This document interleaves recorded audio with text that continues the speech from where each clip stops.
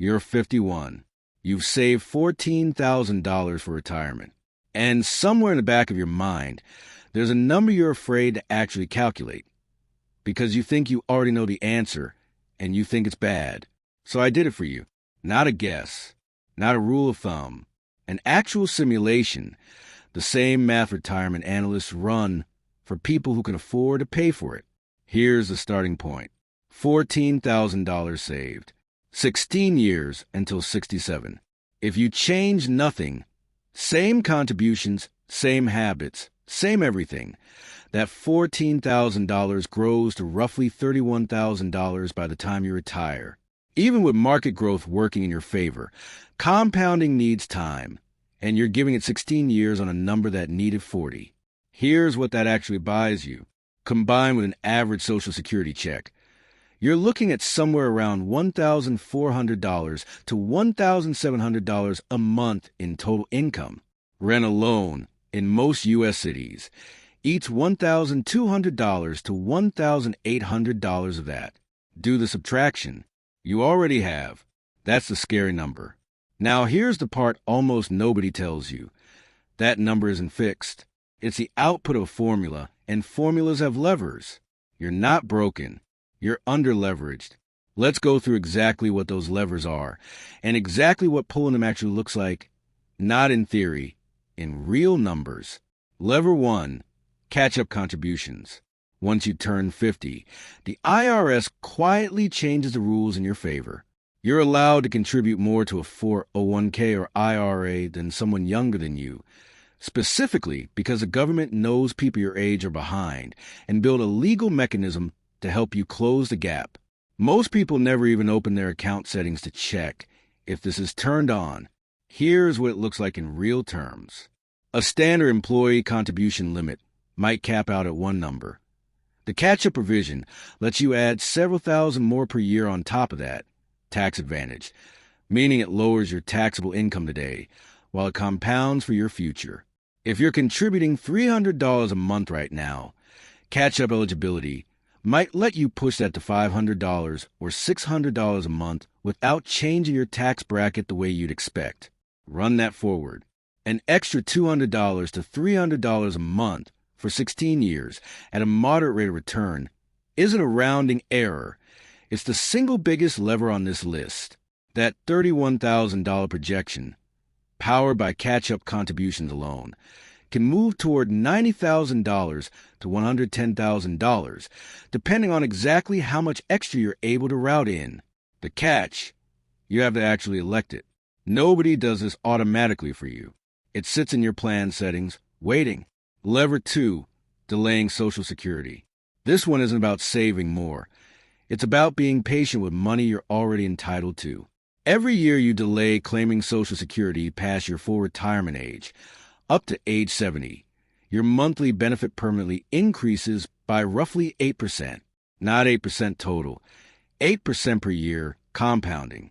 Here's a comparison almost nobody runs. Claim at 67, and say your check is $1,600 a month. Wait until 70, and that same check becomes closer to $1,980 to $2,000 a month for the rest of your life. That's not a one-time bonus. That's every single month, every single year, for as long as you live. The trade-off is real. You need some other income or savings to bridge those 3 years. But if catch-up contributions from Lever 1 give you a larger nest egg to draw from temporarily, delaying Social Security becomes possible, and the two levers start reinforcing each other instead of competing. Lever 3, a focused 5-year aggressive savings window. This isn't save more forever. Most people hear save aggressively and immediately picture decades of sacrifice. This is different. This is a 5-year sprint, not a life sentence. The math behind this is about timing, not willpower. Money contributed at 51 has 16 years to compound. Money contributed at 56 has only 11. But money contributed in a concentrated burst right now, even temporarily, still gets more compounding runway than money you tell yourself you'll add later when things are easier. Later always has less runway than now. Concretely, this can look like redirecting a bonus instead of spending it, selling something you no longer need, picking up freelance or part-time income for a defined window, or simply auditing recurring subscriptions and redirecting that specific dollar amount. The goal isn't a lifestyle overhaul.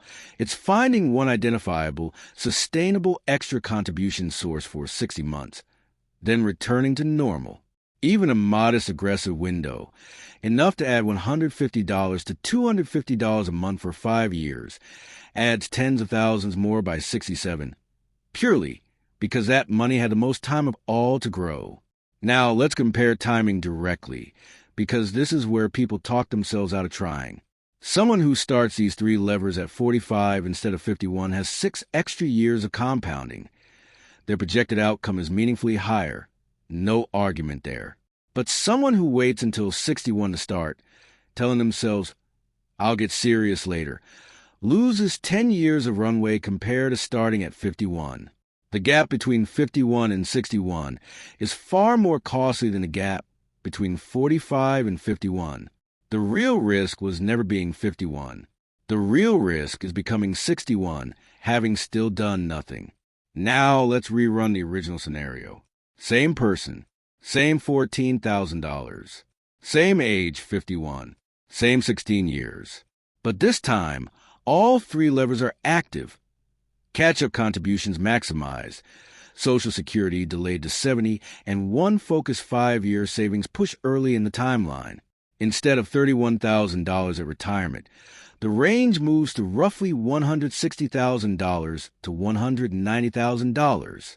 Instead of $1,400 to $1,700 a month, combined income moves to roughly $2,300 to $2,600 a month. Same starting point, same person, same 16 years. Completely different ending, because the math changed, not the person. You are not too late. You are unleveraged, and now you know exactly which levers to pull and exactly what pulling them looks like in real numbers. If you want the exact contribution limits and Social Security break-even calculator for your specific age, that's what the next video walks through. Link is right here.